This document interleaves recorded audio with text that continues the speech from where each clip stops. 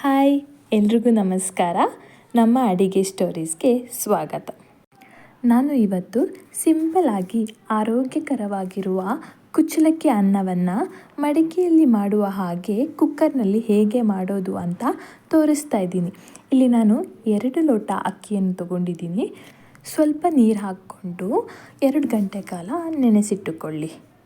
2 ಗಂಟೆಗಳ ಕಾಲ ನೆನೆಸ್ಕೊಳ್ಳೋದ್ರಿಂದ ಅನ್ನ ತುಂಬ ಮೆತ್ತಗೆ ಬೇಗನೆ ಬೇಯುತ್ತೆ. ಆದ್ದರಿಂದ ನಾನಿಲ್ಲಿ ಅನ್ನ ಮಾಡೋಕ್ಕಿಂತ ಮುಂಚೆನೇ ಅಕ್ಕಿನ 2 ಗಂಟೆಗಳ ಕಾಲ ನೆನೆಸ್ಕೋತಾ ಇದ್ದೀನಿ. ನಂತರ ಇದನ್ನು ತುಂಬ ಚೆನ್ನಾಗಿ ವಾಶ್ ಮಾಡಬೇಕಾಗುತ್ತೆ.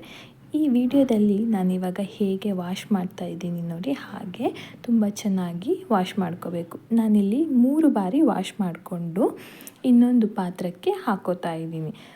ನಾವಿಲ್ಲಿ ಕುಕ್ಕರ್ನಲ್ಲಿ ಬೇಯಿಸ್ತಿರೋದ್ರಿಂದ ನಾನು ವಾಶ್ ಮಾಡಿರೋ ಅಕ್ಕಿನ ಡೈರೆಕ್ಟಾಗಿ ಕುಕ್ಕರ್ಗೆ ಹಾಕ್ತಾ ಇದ್ದೀನಿ. ಇವಾಗ ನಾನು ಯಾವ ಲೋಟದಲ್ಲಿ ಅಕ್ಕಿನ ತೊಗೊಂಡಿದ್ದೀನೋ ಅದೇ ಲೋಟದ ಅಳತೆಯಲ್ಲಿ 9 ಲೋಟದಷ್ಟು ನೀರನ್ನು ತಗೊಂಡು ಆ ಅಕ್ಕಿಗೆ ಹಾಕ್ತಾ ಇದ್ದೀನಿ. ಇವಾಗ ಕುಕ್ಕರ್ ಮುಚ್ಚಳನ ಮುಚ್ಚಿಬಿಟ್ಟು ನಾನಿಲ್ಲಿ 10 ವಿಸಿಲ್ನ ಕೂಗಿಸ್ಕೊತಾ ಇದ್ದೀನಿ. ಅಕ್ಕಿ ಜಾಸ್ತಿ ಬೇಯಬೇಕು ಅಂತ ಹೇಳಿದ್ರೆ ಇನ್ನೂ 1 ವಿಸಿಲ್ ಜಾಸ್ತಿ ಹಾಕ್ಕೊಳ್ಳಿ.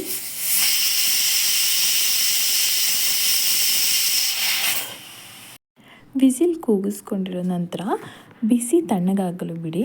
ಇವಾಗ ನಾನು ಕುಕ್ಕರ್ ಮುಚ್ಚಳವನ್ನು ತೆಗಿತಾ ಇದ್ದೀನಿ. ಇವಾಗ ನೋಡ್ಬೋದು ನೀವು ಅನ್ನ ಎಷ್ಟು ಬೆಂದಿದೆ ಅಂತ.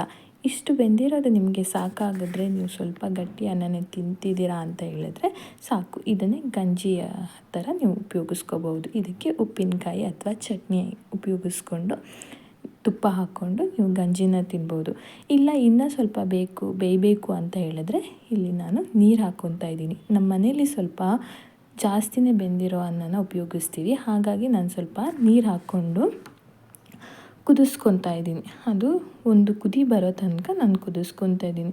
ಒಂದು 5ರಿಂದ 10 ನಿಮಿಷ ನಾನು ಕುದಿಸ್ಕೊತಾ ಇದ್ದೀನಿ.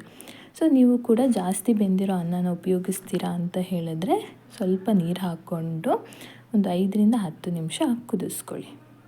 ನೀವು ನೋಡ್ತಾ ಇದ್ದೀರಾ ಈ ವಿಡಿಯೋದಲ್ಲಿ ಹೇಗೆ ಬಬಲ್ಸ್ ಬರ್ತಾ ಇದೆ, ಹಾಗೆ ಬಬಲ್ಸ್ ಬರೋ ತನಕ ಕುದಿಸ್ಕೋಬೇಕು. ನಂತರ ಇಲ್ಲಿ ಬೆಂದಿರೋ ಅನ್ನನ ನಾನು ಇನ್ನೊಂದು ಪಾತ್ರೆಗೆ ಸೋಸ್ಕೋಬೇಕು.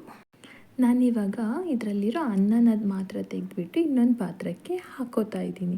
ನೋಡಿ ಈ ವಿಡಿಯೋದಲ್ಲಿ ಹೇಗೆ ಹಾಕೋತಾ ಇದ್ದೀನಿ ಅಂತ ನೀವು ನೋಡಿಕೊಂಡು ನೀವು ಹೀಗೆ ಬೇಕಾದರೆ ಮಾಡ್ಕೋಬಹುದು.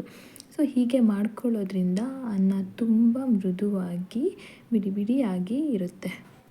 ಕುಂದಾಪುರ ಹಾಗೂ ಮಂಗಳೂರು ಕಡೆಯವರೆಲ್ಲ ಜಾಸ್ತಿಯಾಗಿ ಈ ಅನ್ನವನ್ನೇ ಪ್ರತಿದಿನ ಊಟಕ್ಕೆ ಉಪಯೋಗಿಸ್ಕೊಳ್ತಾರೆ. ಯಾಕೆ ಅಂದರೆ ಇದು ತುಂಬ ಆರೋಗ್ಯಕರವಾಗಿರುತ್ತೆ.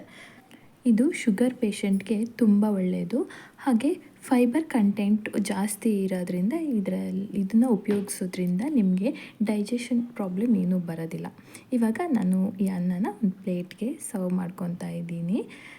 ಇದ್ರ ಜೊತೆಗೆ ನಾನು ಏನು ಹಾಕ್ಕೊತಾ ಇದ್ದೀನಿ ಅಂದರೆ ಬದನೆಕಾಯಿ ಫ್ರೈ ಮಾಡಿದ್ದೀನಿ.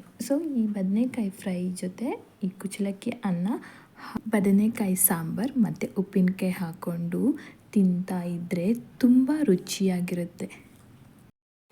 ನೀವು ಕೂಡ ನಿಮ್ಮ ಮನೆಯಲ್ಲಿ ಕುಚ್ಚಲಕ್ಕಿ ಗಂಜಿ ಅಥವಾ ಕುಚ್ಚಲಕ್ಕಿ ಅನ್ನವನ್ನು ಟ್ರೈ ಮಾಡಿ ಅಂತ ಹೇಳ್ತಾ ನಾನು ಇವತ್ತಿನ ವಿಡಿಯೋವನ್ನು ಮುಗಿಸ್ತಾ ಇದ್ದೀನಿ. ಮತ್ತೆ ಮುಂದಿನ ವಿಡಿಯೋದಲ್ಲಿ ಭೇಟಿಯಾಗೋಣ. ಧನ್ಯವಾದಗಳು. ಶುಭ ದಿನ.